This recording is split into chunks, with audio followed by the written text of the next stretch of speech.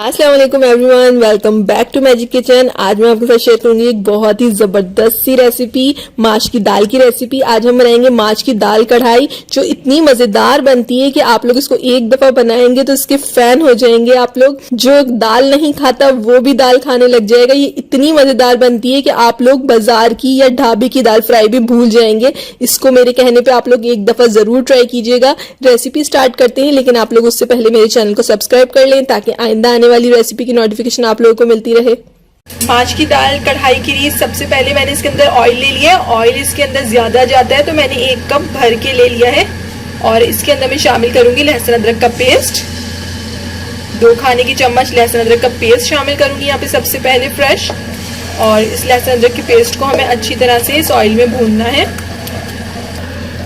लहसुन अदरक को हम यहाँ 2 से 3 मिनट तक भूनेंगे। लहसुन अदरक भूनने के बाद मैं इसके अंदर यहाँ गोल लाल मिर्च डालूंगी और साथ में हरी मिर्च भी। 2 से 3 अदद मैंने यहाँ पे हरी मिर्चें ली हैं, उनको मैंने मोटा मोटा काट लिया और कुछ साबुत। और 10 से 12 अदद मैंने यहाँ पे डाली है गोल लाल मिर्च। गोल लाल मिर्च की खुशबू इसके अंदर बहुत अच्छा जायका देती है और खुशबू भी बहुत ज़बरदस्त आती है इसकी।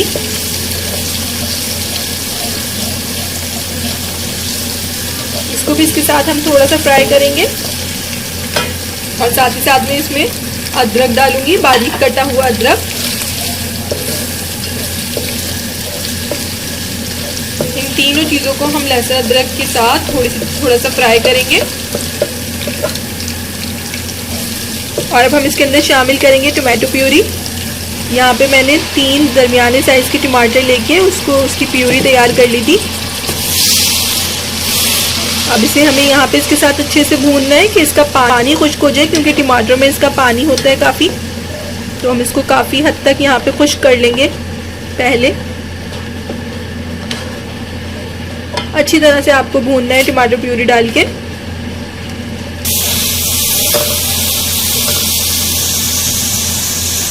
हमारे टमाटर का पानी यहाँ खुश्क हो रहा है, साथ में हम अपने स्पाइसेस भी शामिल कर देंगे इसके अंदर। स्पाइसेस में हमने यहाँ पे पिसी हुई मिर्च ली है 1 चम्मच, पिसा हुआ धनिया पाउडर हमने लिया है 2 चम्मच, कुटी हुई मिर्च ये भी हमने 1 चम्मच ली है। जीरे धनिए का पाउडर हमने इसको हल्का कूट लिया था, बहुत ज़्यादा इसको बारीक नहीं करना है, ये भी हमने 1 चम्मच लिया है। और नमक हस्बे जायका, हल्दी आधा चम्मच। ये सारे स्पाइसेस हम इसमें शामिल कर देंगे। टमाटर का पानी भी हमारा काफ़ी हद तक खुश्क हो चुका है। हम इन मसालों के साथ भी इसे अच्छे से भूनेंगे।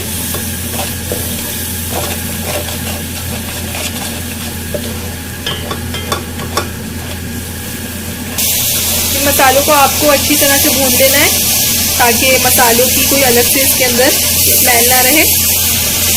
यहाँ पे मैंने माश की दाल को बॉईल कर के रखा हुआ है। यहाँ मैंने 1.5 कप माश की दाल ली थी, उसको अच्छी तरह से वॉश करके पहले 2 घंटे के लिए भिगो दिया था और उसके बाद बॉईल कर ली थी। आप लोग देख सकते हैं अब कितनी हमारी नरम है और आसानी से बिल्कुल टूट भी रही है। बिल्कुल बॉईल हो चुकी है हमारी माश की दाल। हमारे टमाटर का पानी बिल्कुल यहाँ खुश्क हो चुका है। अब हम इसके अंदर शामिल करेंगे अपनी माश की दाल।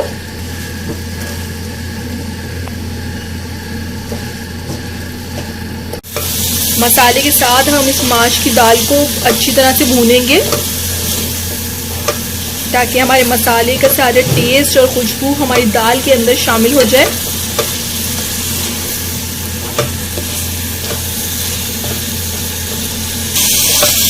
साथ ही साथ मैं यहाँ पे इसके अंदर दही भी शामिल कर रही हूँ, 1 घोल दही का। दही डाल के हम इसको हाई फ्लेम पे भूनेंगे ताकि हम जब तक हमें इसे भूनना है जब तक हमारी दही का पानी अच्छी तरह खुश्क नहीं हो जाता।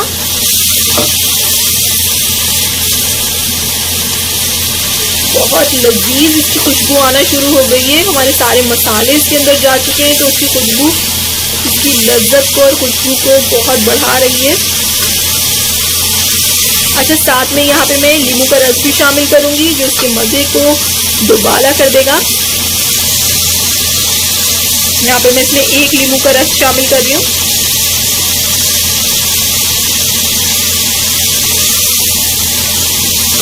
हाई फ्लेम के ऊपर आपको इसको भूनना है क्योंकि कढ़ाई हमेशा हाई फ्लेम पे ही भूनी जाती है। तो ये दाल के साथ इसकी कढ़ाई है तो ये भी हाई फ्लेम पे ही भूनी जाएगी।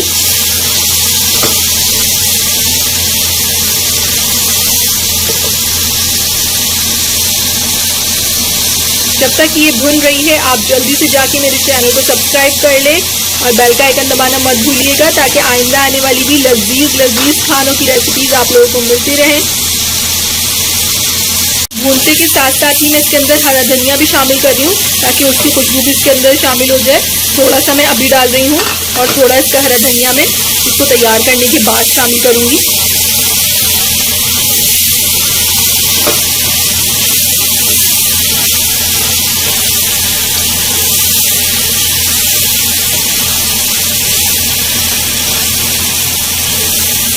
जी तो आप लोग जैसा कि देख सकते हैं, दही का पानी इसमें बिल्कुल खुश्क हो चुका है और दाल हमारी बहुत अच्छी तरह से भुन गई है।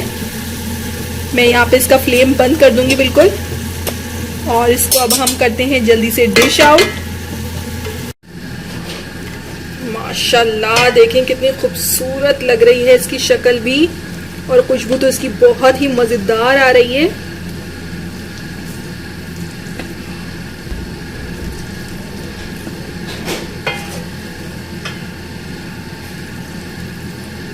लोग इसको एक दफ़ा ट्राई कीजिएगा, उसके बाद आपको किसी ढाबे पे जाके खाने की ज़रूरत नहीं रहेगी। इसको मैं ऊपर से गार्निश कर रही हूँ अदरक के साथ और हरे धनिए के साथ। ये रही हमारी बहुत मज़ेदार सी माश की दाल कढ़ाई। आप लोग इसको सर्व कर सकते हैं चपाती के साथ या फिर नान के साथ, बेइंतहा मज़ेदार बनती है। आप लोग इसको एक दफ़ा ज़रूर ट्राई कीजिएगा। रेसिपी अच्छी लगे तो मुझे लाइक और कमेंट के ज़रिए ज़रूर बताइएगा आप लोगों को कैसी लगी थी। इंशाल्लाह फिर मिलेंगे एक नई रेसिपी के साथ। जब तक के लिए अल्लाह हाफिज़।